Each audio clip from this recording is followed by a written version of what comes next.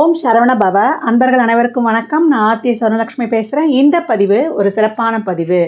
லக்னங்கள் 12 லக்னங்களுக்கான சிறப்பான பதிவுகளை காணவிருக்கிறோம். வரலாக திருச்செந்தூரில் வீற்றிருக்கும் முருகப்பெருமானின் பொற்பாத கமலங்களையும் என் அன்னை வாராயின் தான் பணிந்தும் என் குருநாதரின் பொற்பாதங்களை வணங்கியும் 12 லக்னங்கள் அதுதான் ஒரு ஜாதகரின் குடுப்பனை உயிர் நாடியனே அப்படி சொல்லலாம். ஏன்னா நம்ம ராசி பலன்கள் நிறைய பார்க்குறோம். லக்னங்கள் ஒரு லக்னம் தான் ஜாதகருடைய வாழ்நாளில் அவர் என்ன அனுபவிக்க போகிறாரு, எதை தொட்டு அவருடைய வாழ்நாள் செயல்பாடுகள் இருக்கும், அதை தான் நடத்தி வைக்கிறது தான் சந்திரன். சந்திரன் அந்த குடுப்பனையை எந்த வகையில் நம்ம அனுபவிக்க போகிறோம் என்பதை குறிப்பிடுவது தான் சந்திரன். நம்ம அதை ஃபாஸ்ட்டாக அனுபவிக்க போகிறோமா, இல்லை கஷ்டங்களை பட்டு அனுபவிக்க போகிறோமா என்பது தான் இந்த ராசி சொல்லும். லக்னம் தான் உனக்கு இதுதான்ப்பா கொடுப்பன, இதை வச்சு நீ உன்னுடைய வாழ்நாளை நீ கடந்து செல். உறவுகள் இந்த கேட்டகரியில் தான் அமைஞ்சிருவாங்க. இவங்கெல்லாம் உனக்கு ஒரு அவுட்லைனு. இப்போ 7ஆம் பாவம்னா ஒரு அவுட்லைனுக்குள்ளே அமைஞ்சிரும். இதுக்குள்ளே இருக்கும் உன் வாழ்க்கையை நீ லாவகமாக கடந்து செல். அதற்கப்புறம் அதை தாண்டிலாம் நம்ம பிரபஞ்சத்துக்கிட்ட போராடி நம்ம நல்ல எண்ணங்கள் நம்மளுடைய கர்மாலாம் நீங்கும் பொழுது நம்ம வாழ்நாளும் கட்டத்தை தாண்டி ஒரு காலகட்டம் சிறப்பாக செயல்படும்னு சொல்லலாம். இந்த காலகட்டம் நான் ஏற்கனவே சொல்லுவேன், ஜோதிடமே ஒரு வானவியல் அறிக்கை மாறின்னு. இந்த லக்னங்கள் நம்மளுக்கு ஒவ்வொரு ராசிலையும் 9 நட்சத்திர பாதங்கள் இருக்கும். அதே போல் 3 நட்சத்திரங்களாக இருக்கும். எந்த நட்சத்திர புள்ளியில் விழுதோ அதை தொட்டு பலன்கள் சுய ஜாதகத்தை கொண்டு மாறுபடும். இதில் சொல்லியிருக்கிறதுலாம் பொது பலன் தான். என்னம்மா நீங்கள் ஒன்று சொல்கிறீங்க, எங்களுக்கு வேறு மாதிரி நடக்குது அப்படின்லாம் இங்கே ரொம்ப யோசிக்கக்கூடாது. இந்த எந்த லக்ன புள்ளியில் விழுது, மொத்தம் இந்த கிரகங்கள் நம்மளுக்கு எப்படி உட்கார்ந்துருக்குது, ஒவ்வொரு பாவம் தொட்டும் 2, 6, 10 தசாபுதி காலங்களில் நம்மளுக்கு பணம் வரும்.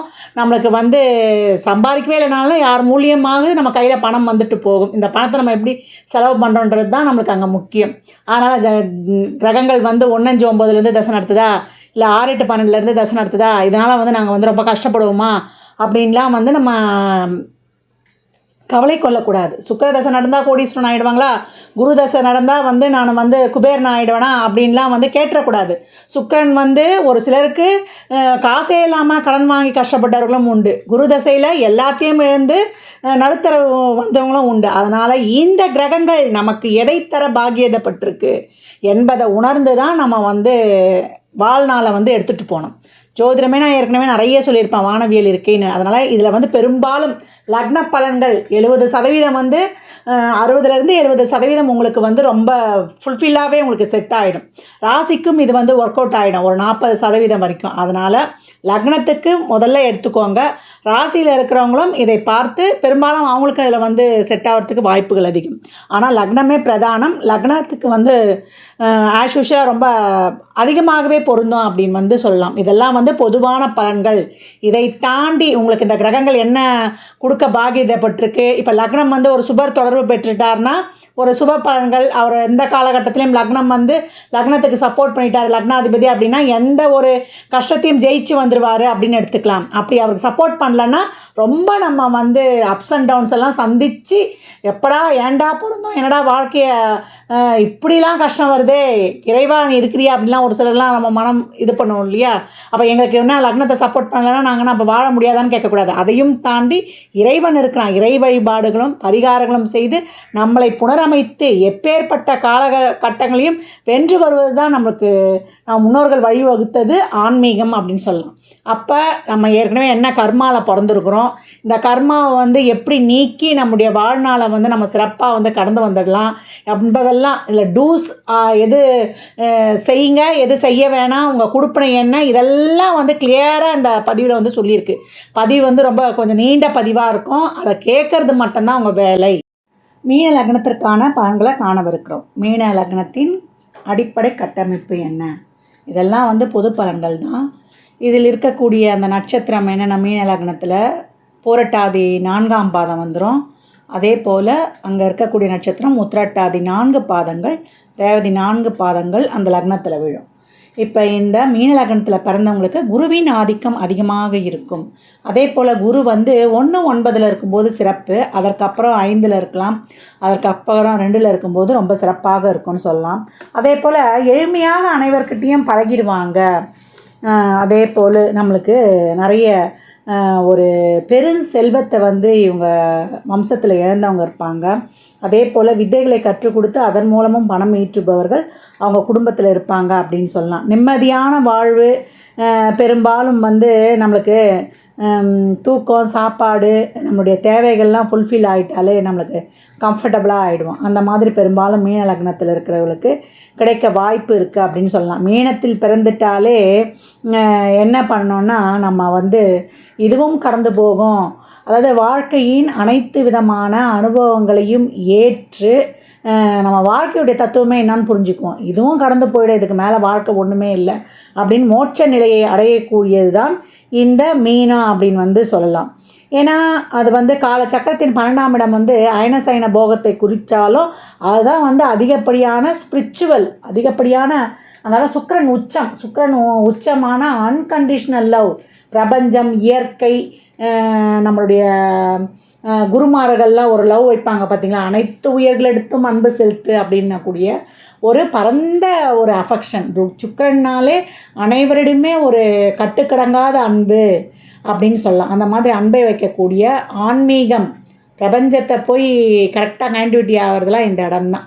அந்த 12ஆம் இடம் வந்து நம்ம அயனசயன போகம் மட்டும் எடுத்துக்கூடாது. அப்போ மீனத்தில் பிறந்தவர்கள் வந்து நிறைய அனுபவங்களை சந்தித்து அதுக்கப்புறம் வந்து வாழ்க்கையில் வந்து ஞானம் பெறப்போகிறவர்கள். ஒரு பொருளையும் ஒரு அனுபவத்துலேயும் ஒரு வாழ்க்கையில் சந்திக்கிற ஒவ்வொரு செயல்லையும் அதை ரசித்து ருசித்து கடைசியில் ஞானத்தை அடையக்கூடிய நிலைமை இதுவும் கடந்து போகும் அப்படின்னு சொல்லிட்டு எல்லாமே வந்து என்ன சொல்ல, லெட்ஸ் கோ ஆன் அப்படின்னு போகக்கூடிய அளவுக்கு இருக்கக்கூடியது இந்த மீன லக்னம் அப்படின்னு சொல்லலாம். இவங்க பெரும்பாலும் வந்து இவங்க வாழ்க்கையில் வந்து நிறைய ட்ராவல்ஸ் பார்க்கலாம், நிறைய நீண்ட தூர பயணங்கள், அதே போல் அறிவு சார்ந்த துறைகளில் ஞானம், முக்தி, மோட்சம், அதே போல் இறை நம்பிக்கை, கல்வித்துறைகள், பொருளாதாரம், வங்கிகள், நடனம், நாட்டியம், இந்த இதிலெல்லாம் இவங்க அந்த ஃபீல்டெல்லாம் வந்து இவங்க இருக்கிறாங்க அப்படின்னு வந்து சொல்லலாம். இவங்க குடும்பத்தில் வந்து வட்டி தொழில் செய்தவர்களும், அதே போல் தந்தை அருமை தெரியாதவர்களும், கடனுக்காக பெரிய அளவு சொத்துக்களை இழந்து இருப்பவர்களும் இவங்க வம்சத்தில் இருப்பாங்க. அதே போல் அரசாங்கம், அரசியல் துறையில் வருமானம் ஈட்டக்கூடியவர்கள் இவங்க குடும்பத்தில் உண்டு அப்படின்னு சொல்லலாம். அதே போல் இவங்க வந்து என்ன பண்ணுவாங்கன்னா, ஒரு சிலர்லாம் வந்து தனியாக இருப்பாங்க பாருங்கள், அவங்களுக்கு கூட நிறைய பேர் இருப்பாங்க, அவங்கெல்லாம் வந்து வெளியூரில் இருப்பாங்க, இவங்க ஒரு ஊரில் இருப்பாங்க. எல்லாம் நான் பார்த்துக்குவேன், என்னை பார்த்துக்கக்கூடிய சக்தி எனக்கு இருக்குது, நீங்கள் உங்கள் வேலையை பாருங்கன்னு அந்த ஒரு சில வயசானவங்களாம் ரொம்ப அந்த மன உறுதியோடு இருப்பாங்க. நம்ம சொல்லுவோம், வயசான காலத்தில் இவங்களுக்கு என்ன கொழுப்பு பாரு, நம்ம கூட வந்திருக்காமல் இவங்க ஒண்டியாக இருக்கிறாங்க அப்படின்ட்டு நம்ம சொல்லுவோம். அவங்க நம்ம முயற்சி நம்ம யாருக்கும் கஷ்டப்படக்கூடாது, கடைசி வரைக்கும் நம்ம உழைச்சிட்டே நம்ம இருக்கணும் அப்படின்ற சிந்தனை கொள்கை உடையவர்கள் அப்படின்னு சொல்லலாம். அப்பேற்பட்டவங்க மீனலக்னக்காரர்கள். அதே போல் எங்கள் குடும்பத்தில் வந்து ஒரு ஊனமுற்றவர் இருப்பாங்க. அதே போல் பெராலிட்டிக், முடக்குவாதம் கொண்டவர்கள் இருக்க வாய்ப்பு இருக்குது. ஆங்கில மருத்துவம் இவங்களுக்கு ஒத்துக்காது. ஆன்மீகத்தில் அதிகப்படியான நாட்டம் உள்ளவர்கள், தீட்சை வாங்கக்கூடியவர்கள். இந்த இடமே அதான் 12ஆம் வீடு அப்படின்னு வந்து சொல்லியாச்சு. இவங்க வம்சத்தில் ட்வின்ஸ் பிறக்கக்கூடிய வாய்ப்பு இருக்குது அப்படின்னு சொல்லலாம். குரு மீனத்திலேயே இருக்கிறாருன்னா எல்லாமே நல்ல பலன்கள் தான். நல்ல வாழ்க்கை அமையும், எல்லாத்தையும் ரசித்து ருசித்து சுவைத்து வாழக்கூடிய சுபமான யோகத்தை பெற்றவர்கள் அப்படின்னு வந்து சொல்லலாம். இப்போ 1-10 கூடியவரே குருவாயிட்டார். அப்போ இவங்களுக்கு என்ன அப்படின்னா, ஜாதகர் வந்து பிறந்த உடனே ஒரு கர்மம் அவங்க வீட்டில் உண்டு அப்படின்னு சொல்லலாம். ஆண் ஜாதகமாக இருந்தால் அவங்களுக்கு கண்டிப்பாக ஆண் வாரிசு இருக்கும் அப்படின்னு சொல்லலாம். வேலைக்கு ஆட்களை சேர்த்து விடக்கூடியவர்கள் அதையே ஒரு தொழிலாகவும் செய்யலாம் அப்படின்னு வந்து சொல்லலாம். சொந்த தொழில் செய்யும் எண்ணம் இவர்களுக்கு இருந்து கொண்டே இருக்கும் அப்படின்னு சொல்லியாச்சு. 2ஆம் இடமே வந்து மேஷ வீடாக வரும். பொருளாதாரம் நன்று, வாக்கு பலிதம் உண்டு அப்படின்னு சொல்லலாம். தந்தையால் வருமானம் உண்டு, உபதேசம், அதே போல் கோயில் ட்ரஸ்ட்டு மூலம் வருமானம் செய்வாங்க. அதே போல் இவங்களுக்கு மந்திர ஜபம் சொல்லுவாங்க, தீட்சை தருவர், அதன் மூலம் அதான் ஆன்மீக சம்மந்தப்பட்ட காரியங்களை இவங்களுக்கு வருமானம் வரும் அப்படின்னு சொல்லலாம். தானே சமைத்து உண்பார்கள், நன்றாக சமைக்கக்கூடியவர்கள் இவர்களே. இவங்க பேச்சு அதிகாரம் இருக்கும், காரசாரத்தோடு இருக்கும், அதான் ஒரு டாமினேட் மாதிரி இருக்கும், அப்படி வழி நடத்துகிற மாதிரி, நான் சொல்கிறத கேளு அப்படின்ற மாதிரி இருக்கும் அந்த பேச்சோட தோரணை. இவங்க வந்து இடம் சொத்து தகராறு இவங்க குடும்பத்தில் உண்டு, சொத்து தகராறு இட தகராறு இவங்க குடும்பத்தில் உண்டுன்னு அப்படின்னு சொல்லலாம். பெரும்பாலும் வந்து இவங்க குடும்பத்தில் என்ன மாதிரியான தொழில்கள் இருக்கிறாங்கன்னா சர்வீஸ் ஓரியன்ட் பேஸில் இருப்பாங்க. அது மருத்துவம், மற்றவர்களுக்கு சேவையாகவும் இருக்கும், அதன் மூலியமாக வருமானமும் ஈட்டக்கூடியது. அந்த மாதிரி தொழிலையும் இருப்பாங்க. மருத்துவம் சம்மந்தப்பட்ட துறை, நெருப்பு சம்மந்தப்பட்ட துறை, வாகனம் சம்மந்தப்பட்ட துறை, யூனிஃபார்ம் போட்ட தொழிலில் இருக்கக்கூடியவங்களை இயங்களே அப்படின்னு சொல்லலாம். இயற்கையிலேயே இவங்களுக்கு வாக்குப்பளிதம் உண்டுன்னு சொல்லியிருக்கிறோம். அரசு வருமானமும் உண்டு, கண் பல் பிரச்சனை இவங்களுக்கு உண்டு அப்படின்னு சொல்லியாச்சு. 2லேயே குரு இருக்கிறாருன்னா அரசாங்க வேலை, இப்போ 2ல் லக்னாதிபதி இருக்கிறார் எங்கள் மேஷத்தில். அரசியல் அரசாங்கத்தில் இவங்க ரொம்ப சிறப்பாக இருக்காங்க. அரசாங்க வேலை நிச்சயம் உண்டு, தலைமை பதவியில் வைப்பாங்க. நல்ல உணவு பிரியராக இருக்கிறாங்க, அதுதான் இவங்களே சமைச்சு சாப்பிடுவாங்கன்னு சொல்லியாச்சு. வெரைட்டியாக. 3ஆம் வீடு சுக்கிரனுடைய வீடு, கம்யூனிகேஷன். இவங்களுடைய கம்யூனிகேஷன் வந்து ஷார்ப்பாக இருக்கும், கால்குலேட்டிவாக இருக்கும், அதே போல் ஸ்ட்ரைட் ஃபார்வர்டாக இருப்பாங்க. மனசில் இருக்கிறத நேரடியாக சொல்லிடுவாங்க, ஆனால் ரிசீவ் பண்ணிக்கிறவங்க அது வேறு மாதிரியாக புரிந்து கொள்வாங்க. இளைய சகோதரர் இருப்பார், அவருக்கு நரம்பு மண்டலம் பாதிக்கப்படும், அவரே வந்து புதனின் தோஷம் பெற்றவராகவும் இருப்பார் அப்படின்னு சொல்லலாம். அக்கௌண்ட்ஸ், ஆர்டிங், பேங்க், டீச்சிங் ஒர்க், அதே போல் கம்யூனிகேஷனில், அதே போல் கையை கொண்டு ஒரு வேலை செய்வது, அதே போல் புத்தியை பேச்சை காசாக்கிற தொழிலில் இவங்க சகோதரர் இருப்பாருன்னு சொல்லலாம். அதே போல் இவங்களை சுற்றி என்ன மாதிரியான ஆட்கள் இருப்பாங்கன்னா யூனிஃபார்ம் போட்ட தொழிலில் இருப்பவங்க, accounts field, auditing, teachers, banking, இப்படி தான் சம்மந்தப்பட்டிருக்கோம். இவங்க சுற்றி இருக்கிறவங்களும் இருப்பாங்க, இவங்க சகோதரரும் இருப்பாங்க, இவங்களே அதில் இருக்கக்கூடிய வாய்ப்பு அதிகமாக இருக்கும் அப்படின்னு சொல்லியாச்சு. பெண்களால் அவமானம் ஏற்படும், கவனமாக இருக்கணும். 3-8க்குரியவரே சுக்கிரனாக வர்றதுனால தற்கொலை எண்ணம் இருக்கும். அதனால் குலதெய்வத்தை வழிபடும்போது இதெல்லாம் சரி செய்து கொள்ளலாம். டாக்குமெண்ட்டில் பிரச்சனை இருக்கும், சுய முயற்சியால் சொத்து அமையும், அடிக்கடி பதவி உயர்வு எடுத்துக்கொண்டே இருக்கும். இப்போ 3ல் ரிஷபத்தில் குரு இருக்கிறாருன்னா இப்போ ஏற்கனவே குருவும் சுக்கிரனையும் பரிவர்த்தனை ஆயிடுவாங்க. ஒரு சில ஜாதகங்களில் சுக்கிரன் உச்சமாகிடுவார். அப்போ எப்படி இருக்குன்னா தைரியசாலி, பராக்கிரம, அதே போல் துணிவும் சாகசமும் அதிகமாக இருக்கும். அதே போல் கலை, அதே போல் ஒரு எழுத்து, இதெல்லாம் இவங்க ஆர்வம் கொண்டவர்களாக காணப்படுவாங்க அப்படின்னு வந்து சொல்லியாச்சு. 3-8க்கு சுக்கிரன் சொல்லிட்டோம். அதனால் இவங்களுக்கு இஎன்டி சம்மந்தமான பிரச்சனைகள், சகோதரரால் பிரச்சனை ஏற்படும், விரலில் அடிபடும். திருமணம் முடிஞ்ச உடனேயே இவங்க வந்து நண்பர்களையோ மனைவியின் தங்கை சார்ந்த உறவுலையோ இவங்க வந்து கவனமாக இருக்கணும். அவங்ககிட்ட தேவையில்லாத வாக்குவாதம்லாம் வைத்து கொள்ளக்கூடாது. கம்யூனிகேஷன் விஷயத்தில் கவனம் வேண்டும். ஏற்கனவே சொன்ன மாதிரி யாரையும் கேட்காமல் யாருக்கான தகவல்களையும் அவங்க இப்போ ஒருத்தருடைய அனுமதி இல்லாமல் அவங்க சார்ந்த விஷயங்கள்லாம் கம்யூனிகேஷனில் பகிர்ந்துடக்கூடாது, அவங்க சார்ந்த விஷயங்களே பகிர்ந்துடக்கூடாது, அதை கவனமாக இருக்கணும் அப்படின்னு சொல்லியாச்சு. கமிஷன் நன்று, உயில் சொத்து ஜாதகருக்கு உண்டு அப்படின்னு சொல்லியாச்சு. சீட்டு போடக்கூடாது, போட்டால் லாஸ் ஆகிடும். அப்படிலாம் சீட்டு போடுறோன்னா முதல்ல சீட்டை எடுத்துடணும். ஆயுள் குறைபாடு உண்டு, கோர்ட்டு கேஸு வழக்கு நிச்சயம் உண்டு.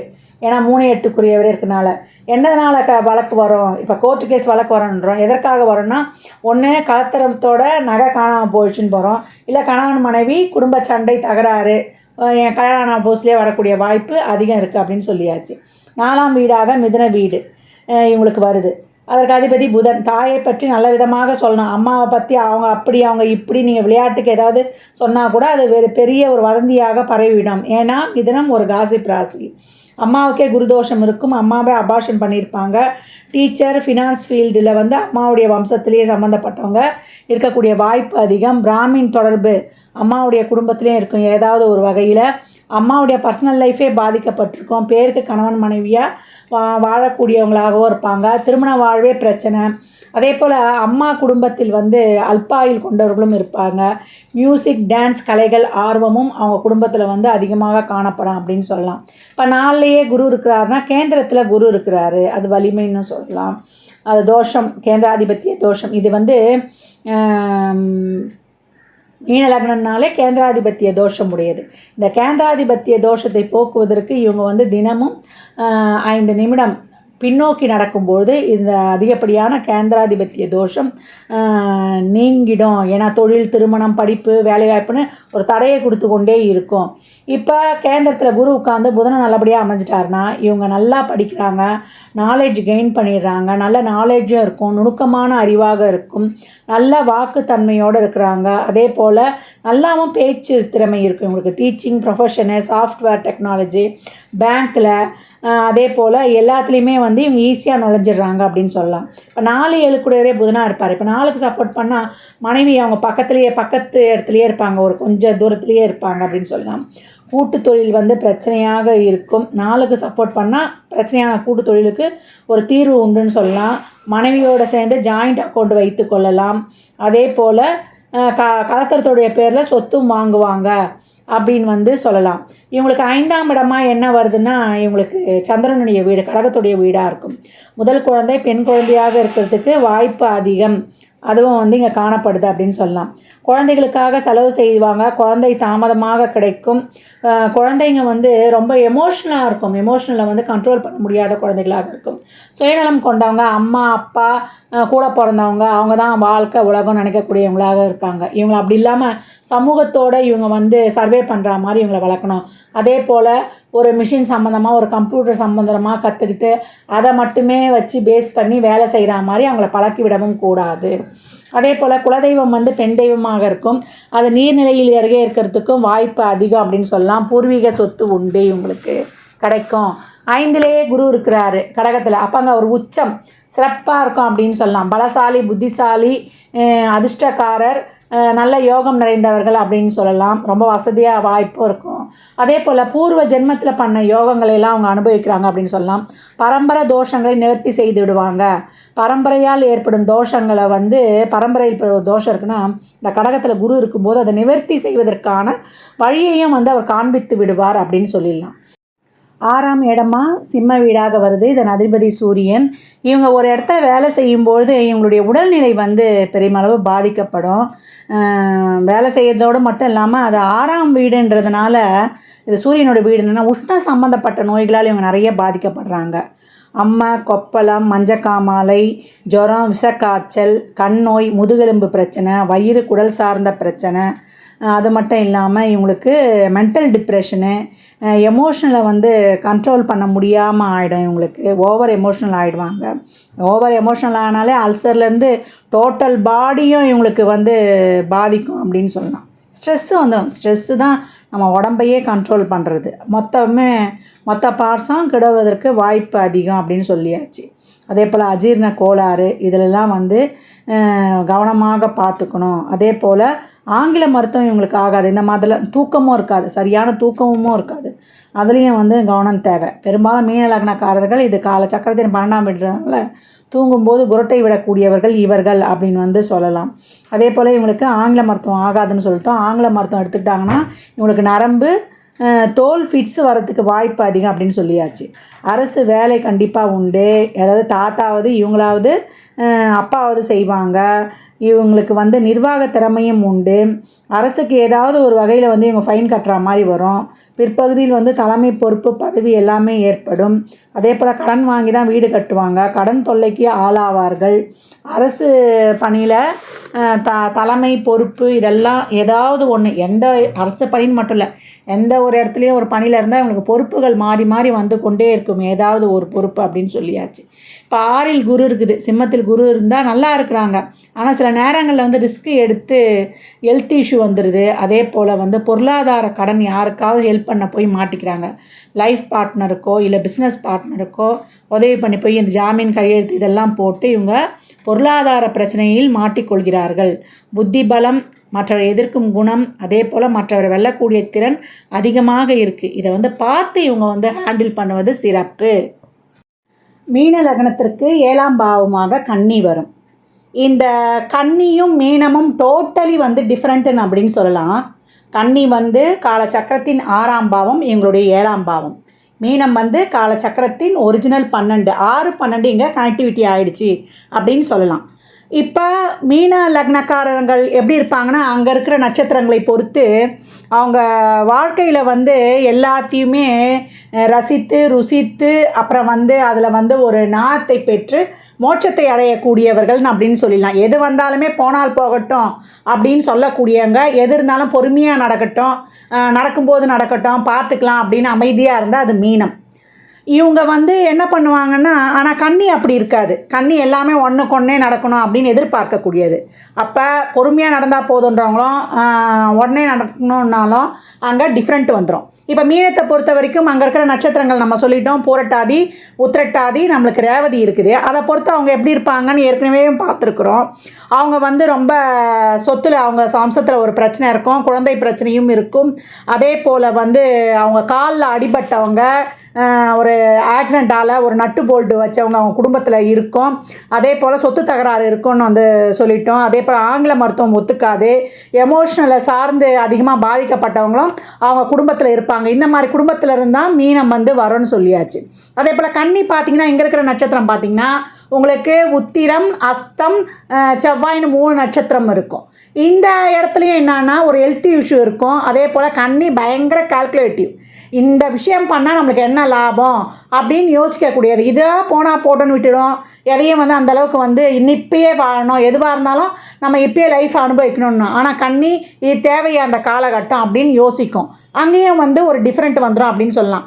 என்றைக்குமே ஒன்றை மட்டும் புரிஞ்சுக்கோங்க, 7ஆம் பாவம் நம்மளுக்கு டோட்டல் ஆப்போசிட்டு தான். நம்ம நைட்டுன்னா அவங்க பகல், அவங்க பகல்னால் நம்ம இரவு, இப்படி தான் இருப்போம். என்றைக்குமே வந்து எதிர் துருவங்கள் தான் ஈர்த்து கொள்ளும், ஒரே துருவங்கள் ஈர்த்து கொள்ளாது.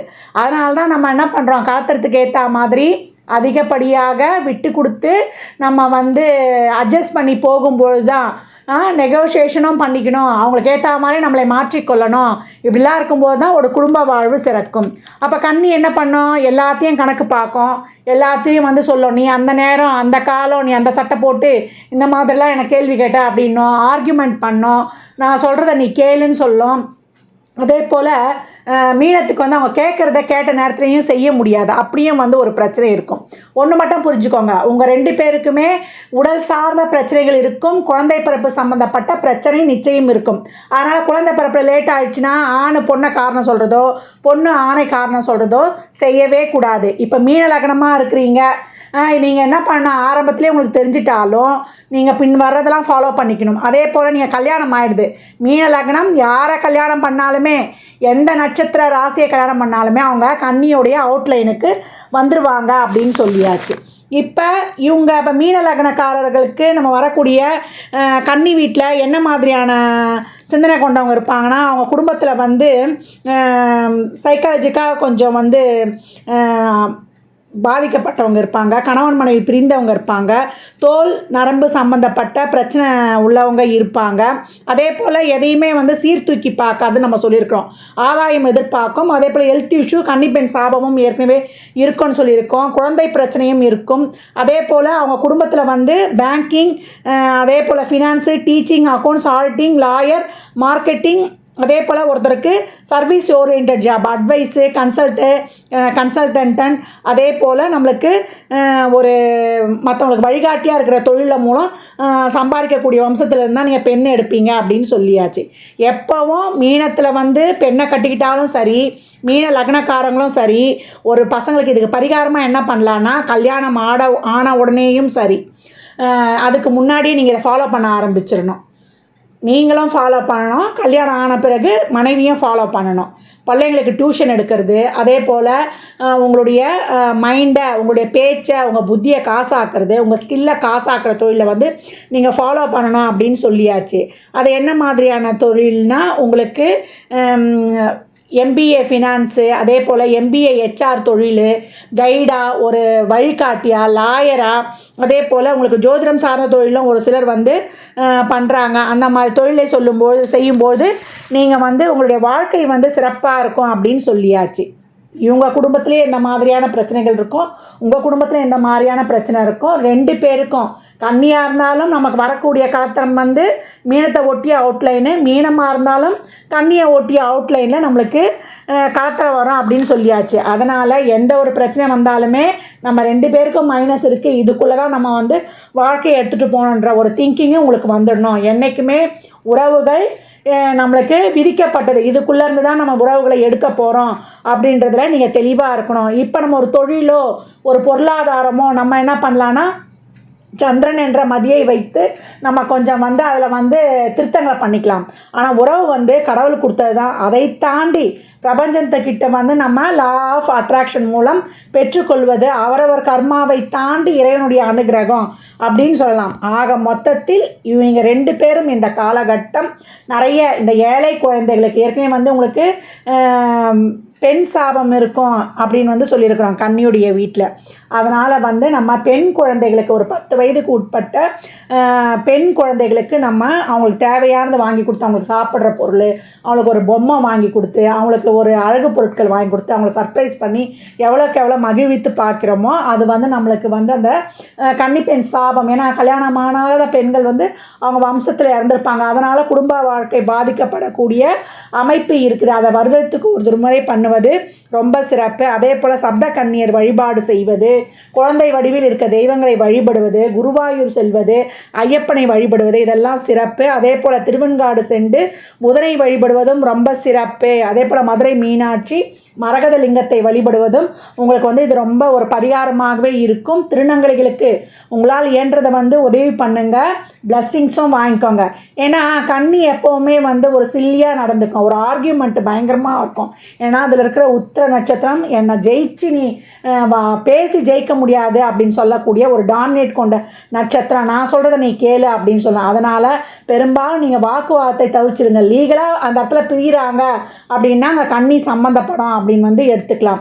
அதே போல் அங்கே வந்து சுக்கிரனின் தோஷம் பெற்ற சித்திரையுடைய நட்சத்திரமும் இருக்கிறதுனால நீங்கள் அர்த்தநாரீஸ்வரர் கோயில் சென்று, திருச்செங்கோடு அர்த்தநாரீஸ்வரர் கோயில் சென்று திருமணமான பிறகு தம்பதி சமேதரா வழிபடுவதும், திரிசக்தி முற்றம் கும்பகோணத்தில் இருக்கிற ஆலயம் சென்று வழிபடுவதும், தம்பதி சமேதராக இருக்கிற தெய்வங்களை வழிபடுவதுமே ரொம்ப சிறப்பு அப்படின்னு சொல்லியாச்சு.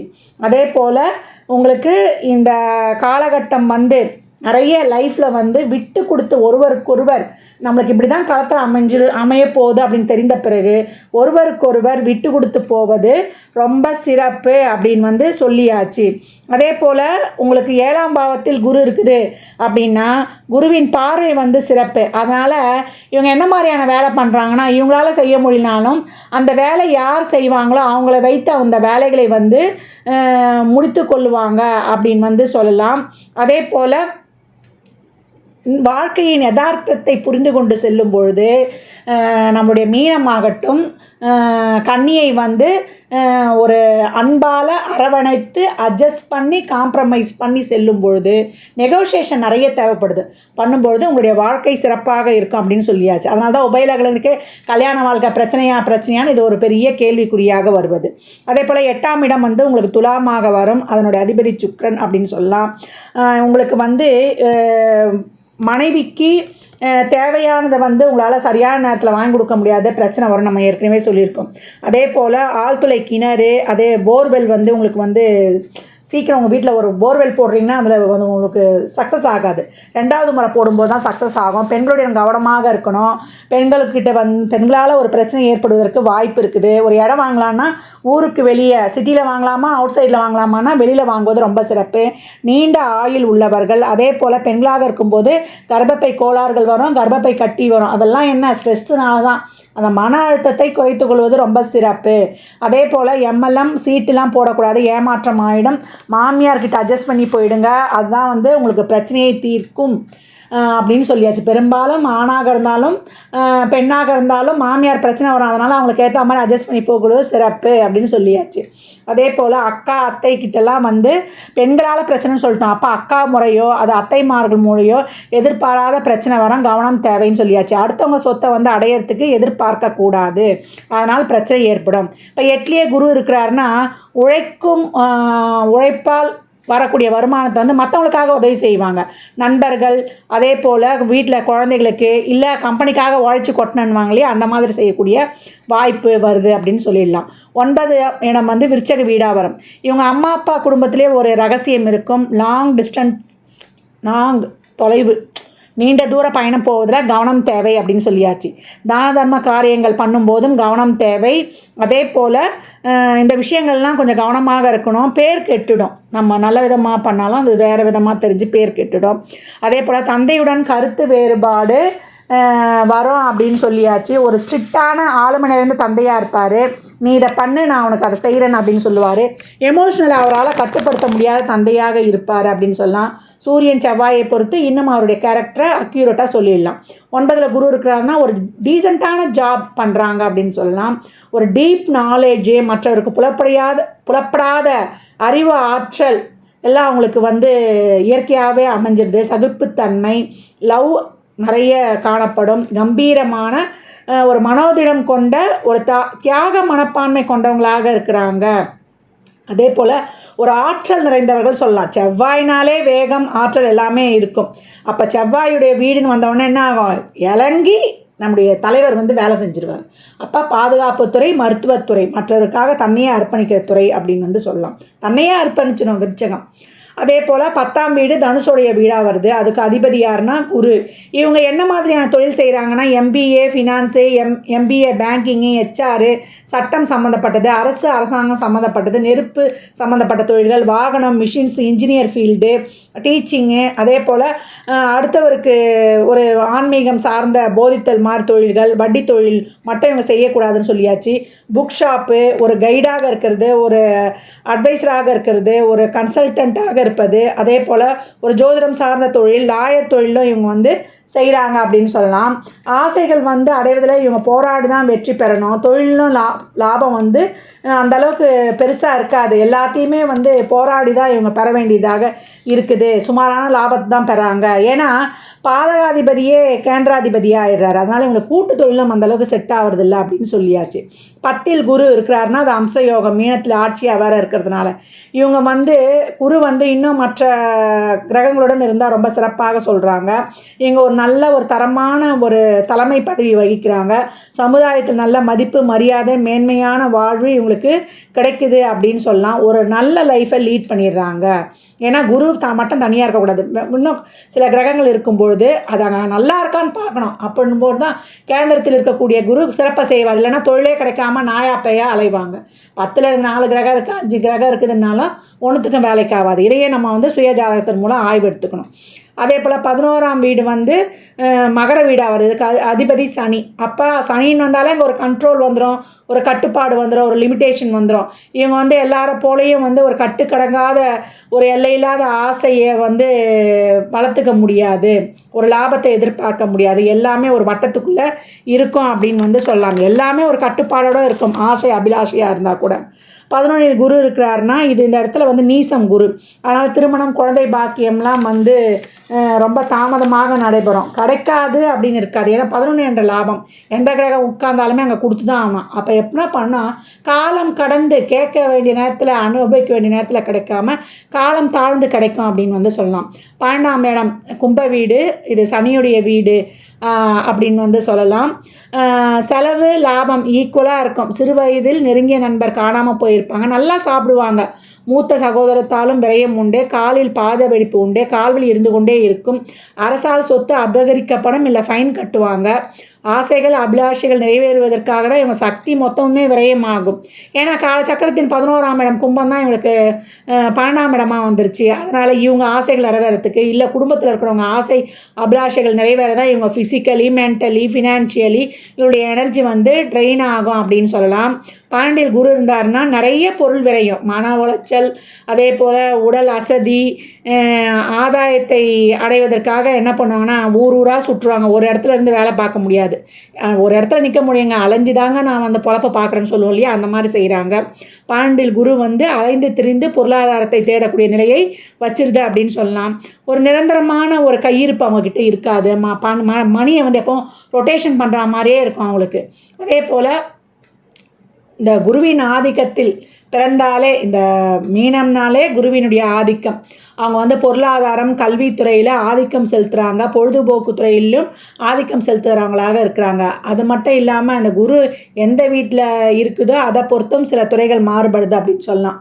மீன லக்னத்தில் பிறந்துட்டாங்கனாலே அவங்க வந்து வாழ்க்கையில் அனைத்து விதமான ஆசை அபிலாஷைகளை, அனுபவங்களை பரிபூர்ணமாக பெற்று அடைந்து அவங்க வந்து இறுதியில் ஞானத்தையும் அடைந்து மோட்சத்தை அடைவதற்கு தான் இந்த மீன லக்னமே பிறந்திருக்குது. எல்லாத்தையும் அனுபவித்து கடைசியில் ஒன்றுமே இல்லை, எல்லாம் கடந்து போகட்டும் அப்படின்னு சொல்லக்கூடிய ஒரு மனநிலையை அடைகிறாங்க. இறுதியில் மோட்சத்தை அடைகிறாங்க. ஒன்றுமே இல்லை லைஃபு அப்படின்னு சொல்லக்கூடிய அளவு. மீன லக்னம் கவனமாக இருக்கக்கூடிய விஷயங்கள் என்னென்னு ஒரு ரீவைண்ட் மாதிரி பார்த்துடலாம். இவங்க நீண்ட தூர பயணங்களில் கவனம் வேண்டும். அதே போல் தந்தையோட டீல் பண்ணுற விஷயங்களாகட்டும், தந்தைக்கு ஒரு ட்ரீட்மெண்ட் பண்ணுற விஷயமாக இருக்கட்டும், அதில் நேர்மையை கடைப்பிடிக்கணும். தவறான முறையெல்லாம் கடைபிடிக்கக்கூடாது. ஏன்னா 9ஆம் வீடு விருச்சக வீடாக வரும். விருச்சகம் தொட்டு தான் நாம் சென்ற பிறவியில் பண்ண பாவங்களுக்குரிய கர்ம பலனை அனுபவிக்க போகிறோம். அதனால் விருச்சக பாவம் தொட்டு நாம் செய்யக்கூடிய அனைத்து விதமான செயல்பாடுகளிலும் ஒரு நேர்மையை கடைபிடிக்கணும்.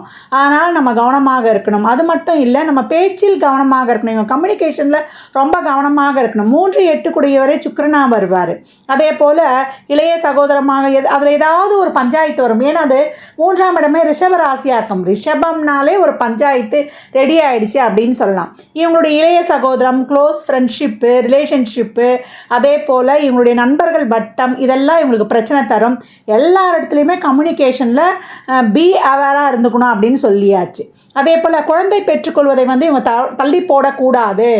இருவருக்குமே மீனமாகட்டும், மீனத்தோடைய கலத்திரமான கன்னியோடைய அவுட்லைன் ஆகட்டும், குழந்தை பிறப்புக்கான ஒரு பிரச்சனை 2 பேருக்குமே இருக்குதுன்னு சொல்லிட்டோம். அதனால் நான் அப்புறம் பெற்றுக்கிறேன், நான் இப்புறம் பெற்றுக்கிறேன், நான் பிளான் பண்ணுறேன் அப்படின்னு தள்ளி போடக்கூடாது. ஏன்னா கரு கலைத்த ஒரு கர்மதோஷம் இருக்குது. அதனால் குழந்தை கிடைக்கும்போது இறைவன் அந்த பாக்கியத்தை கொடுக்கும்போது பெற்றுக்கொள்வது சால சிறந்தது அப்படின்னு சொல்லியாச்சு.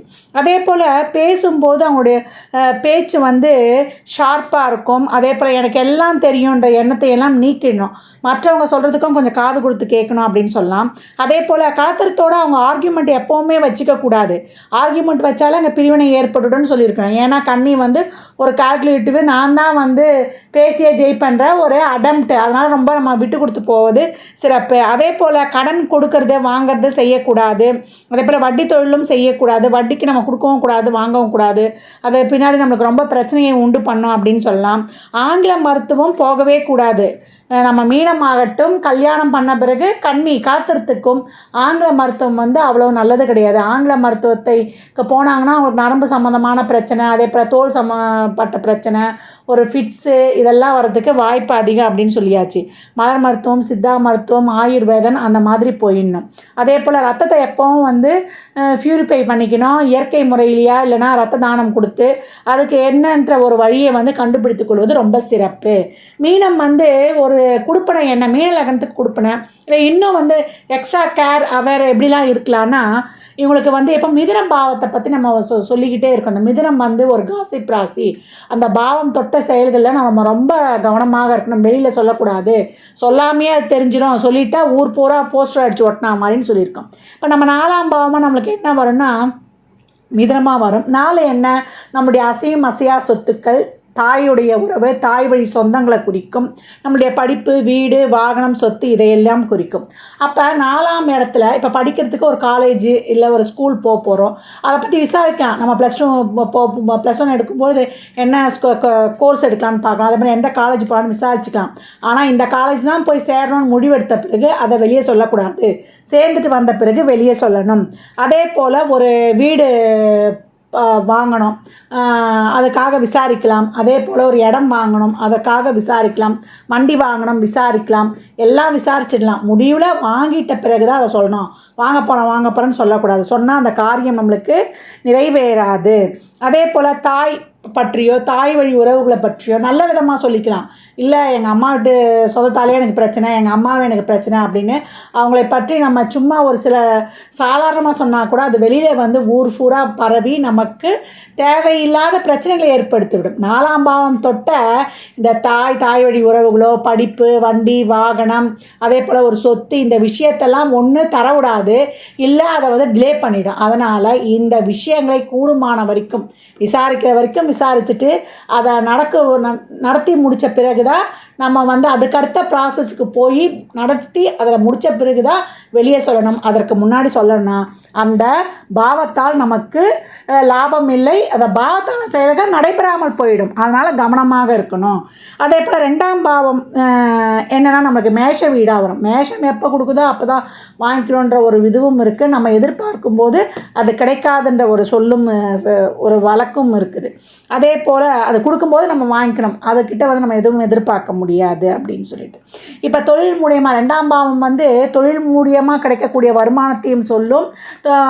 தொழில் அல்லாமல் இப்போ நம்ம வந்து ஒரு வீட்டு வாடகை வருமானம், அதே போல் நம்ம உழைச்சி சம்பாதிக்காத சம்பாத்தியம், இதெல்லாம் ஒரு வீட்டு வாடகை மூலம் ஒரு வருமானம், ஒரு நிலம், அது நம்ம சம்பாரித்து வாங்குகிறோம், நம்ம அங்கே வேலை செய்யலை இல்லையா, அதை இங்கே குறிப்பிடுறோம். ஒரு வீட்டு வாடகை வருமானம், நம்ம நேரடியாக அங்கே இன்வால்வ் ஆகலைன்றது தான்.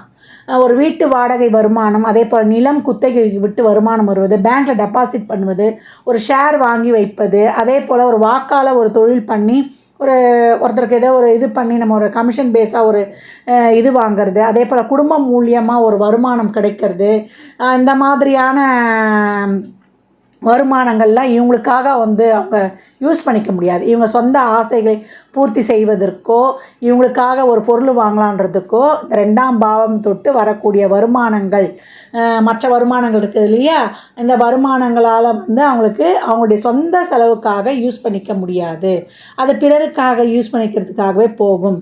அதனால் இந்த விஷயங்கள்லையும் இவங்க கவனம் இருக்கணும் அப்படின்னு சொல்லியாச்சு. 2ஆம் பாவம் தொட்டு வரக்கூடிய வருமானங்களை தொட்டு இவங்களால் எதையும் இவங்களுக்காகன்னு அவங்களுடைய ஆசைகளை பூர்த்தி செய்து கொள்ள முடியாது. இப்போ இந்த அளவுக்கு நம்ம பார்த்துட்டோம். அவங்க அவேராக இருக்கிறது, அவங்களுக்கு என்ன கொடுப்பின இருக்கிறதுன்னு பார்த்துருக்கோம். இப்போ இந்த 12ஆம் பாவம் தொட்டு விரயம் ஏற்படும்னு சொல்லியிருக்கோம். ஏற்கனவே குடும்பத்துக்காக மற்றவங்க ஆசைக்காக தான் இந்த விரயம் ஏற்படும்னு சொல்லியிருக்கோம். இந்த விரயத்தை எப்படி மட்டுப்படுத்துவது, ஒரு சேமிப்பை அதிகப்படுத்திக்குவது அப்படின்னு பார்த்தா 12ஆம் பாவமாக நம்மளுக்கு என்ன வரும்னு கேட்டிங்கன்னா நம்மளுக்கு கும்ப வீடாக வரும். அதற்கு அதிபதி சனி. சனிக்கிழமை மதியம் 1 to 2 கருவேப்பிலை சாதம், புளியோதரை சாதம், எலுமிச்சை சாதம், தக்காளி சாதம் கொடுக்கலாம்.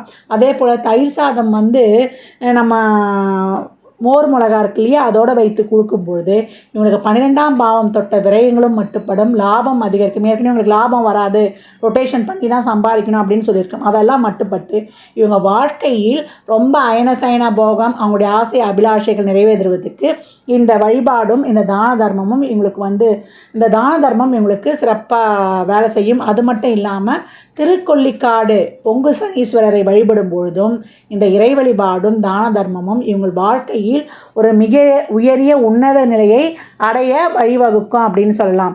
அதே போல் அங்கே இருக்கிற ஆலயத்திற்கு அன்னதானத்திற்கும் நம்ம ஒரு பச்சரிசி தானமாக வாங்கி தருவதும், அங்கே நெய்வேத்தியத்துக்கு நம்ம தேவையான எண்ணெய், நெல், எள்ளு வாங்கி கொடுக்கும் பொழுது ரொம்ப சிறப்பான பலன்களை இவங்க அடைவாங்க. அதே போல் இவங்க வந்து ஒரு சில திதிகளில் வந்து நல்ல விஷயங்களை செய்யக்கூடாது. துதியை திதி, ஏகாதசி திதி, சதுர்த்தி திதியில் இவங்க நல்ல காரியங்களை செய்யக்கூடாது. அந்த நாளில் முகூர்த்த நாட்கள் வந்தால் எடுத்துக்கக்கூடாது. அப்படி செய்யும்போது இவங்களுக்கு ஒரு சுபிக்ஷமாக இருக்காது. ஒரு சில நிறங்களை அவங்க உடன் வைத்து கொள்ளும்பொழுது ரொம்ப சுபிக்ஷமாக இருக்கும். வெள்ளை, மஞ்சள், சிகப்பு இந்த நிறங்கள்லாம் அவங்களுக்கு ஃபேவரட் கலரு. அந்த நிறங்களை கையில் வைத்துக்கலாம், இல்லை அந்த நிறங்களை யூஸ் பண்ணி நம்ம ட்ரெஸ்ஸாக போட்டு போகும்பொழுது நாம் செல்லும் காரியங்கள் அனைத்தும் வெற்றியாக இருக்கும். இந்த பதிவில் நம்ம 12 பாவங்களுக்கான கட்டமைப்பை வந்து பார்த்துட்டோம். இந்த மீனலக்னத்தை பொறுத்த வரைக்கும் 1 10 கூடையவர் குருவாயிடுவார், 2 9 கூடையவர் செவ்வாய் ஆயிடுவார், 3 9 கூடையவர் சுக்கிரன் ஆயிடுவார், 4 7 கூடையவர் நம்மளுக்கு புதன் ஆயிடுவார், நம்மளுக்கு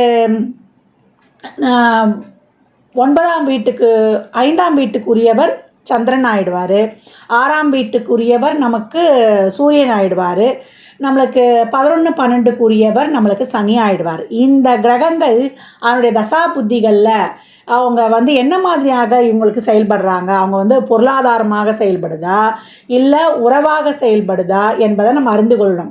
அவங்க 1 5 9 வந்து தசை நடத்தினாலும் சரி, 6 8 12 தசை நடத்தினாலும் சரி, இவங்க நம்மளுக்கு என்ன கொடுக்க பாக்கியத்தை பட்டிருக்கிறாங்க என்பதை உணர்ந்து நம்மளுடைய பலன்களும் மாறுபடும். அதனால் இது மட்டுமே வந்து இறுதியான பலன் எடுத்துக்காதீங்க, இது பொது பலனே. இதில் இருக்கக்கூடிய இறை வழிபாடுகள் தான தர்மங்களை பின்பற்றி உங்கள் வாழ்வில் அபரிமிதமான பலன்களை தாராளமாக அடையலாம். அதனால் நீங்கள் வந்து உங்கள் லைஃப்பில் பிறந்ததுலேருந்து உங்கள் வாழ்நாள் முழுவதுமே இவையெல்லாம் வந்து ஒவ்வொரு பாவம் தொட்டு ஒவ்வொரு தசாபுதியில் வந்து சிறப்பாக நடைபெறும். நீங்கள் வந்து இதை கண்கூடாகவே பார்க்கலாம்.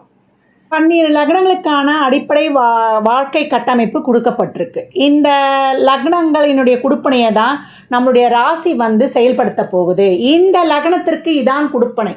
நாம் ஒரு ராசியில் ஜனிச்சிருப்போம் இல்லையா, அந்த ராசியில் இருக்கக்கூடிய தசாபுத்திகளின் வழியாக சந்திரன் ஒவ்வொரு தசாபுத்தி வழியாக தான் இந்த லக்னங்களின் குடுப்பனையை அனுபவிக்க போகிறார். அதனால் நமக்கு வந்து இந்த 12 பாவங்களில் கிரகங்கள் 1, 5, 9லேருந்து தசை நடத்துதா, இல்லை 2, 6, 10லேருந்து தான் தசை நடத்துதா, இல்லை 4, 8, 12லேருந்து தான் தசை நடத்துதா, இல்லை 3, 7, 11லேருந்து தான் தசை நடத்துதா, இந்த தசையில் நல்லா இருப்போமா, இந்த தசையில் கஷ்டப்படுவோமா என்ற சிந்தனை ஐயத்துக்குள்ளேயே நீங்கள் போகக்கூடாது.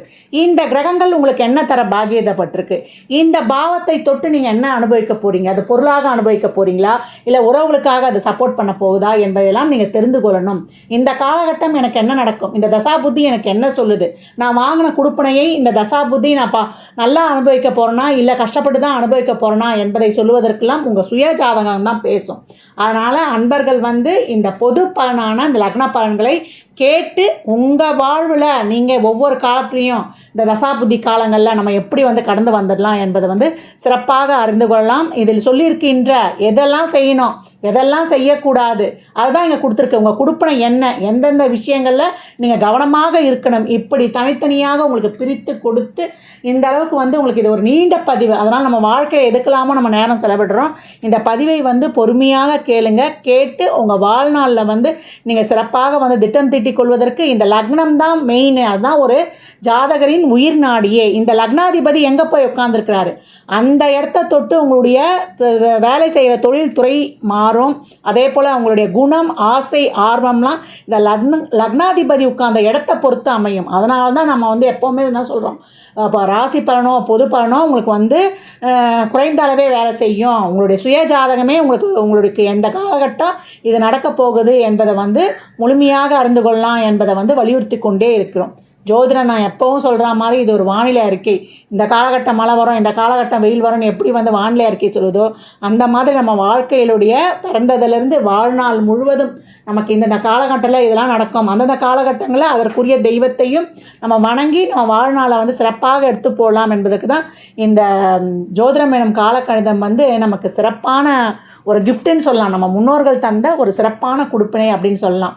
அதே போல் நிறைய இதில் சொல்லியிருக்கின்ற அனைத்து விதமான இறை வழிபாடுகளை முதல்ல பின்பற்றுங்க. அதே போல் கிரகங்கள் லக்னத்துக்கு சப்போர்ட் பண்ணிவிட்டால் நம்ம ஈஸியாக எப்பேற்பட்ட கஷ்டத்துலேருந்து நம்ம ஜெயிச்சு வந்துடலாம், தைரியமாகிடலாம். அதே போல் லக்னத்துக்கு சப்போர்ட் பண்ணல அப்படின்னும் போது நம்ம இன்னும் கொஞ்சம் கூடுதலாக எஃபர்ட் போட்டு இறைவனுடைய பாதார விந்தங்களை பிடித்து கடந்து வந்துடணும். அதெல்லாம் எப்படி நம்ம இதை பார்த்து தெரிந்து கொள்ளலாம்.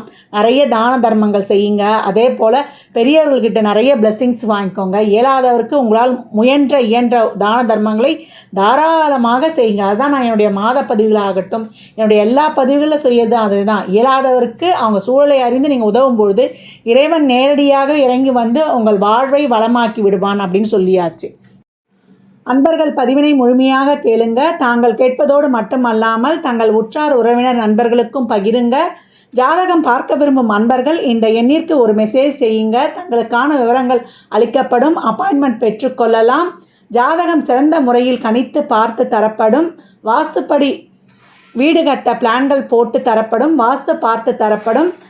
நியூமராலஜி படி குழந்தைகளுக்கு பெயர் வைத்து தரப்படும். தொழிற்சாலை நிறுவனங்களுக்கும் பெயர் வைத்து தரப்படும். சுபமுகூர்த்த நாட்கள் குறித்து தரப்படும். அவரவர் சேவைக்குண்டான கட்டணங்களை செலுத்தி சிறப்பான சேவைகளை பெற்று வாழ்வை வளமாக்கி கொள்ளலாம். மற்றும் ஒரு சிறப்பான பதிவில் சந்திக்கும் வரை தங்களிடமிருந்து விடைபெற்றுக் கொள்வது ஆதித்ய சொர்ணலக்ஷ்மி. மிக்க நன்றிகள். வாழ்க வளமுடன். நற்பவி.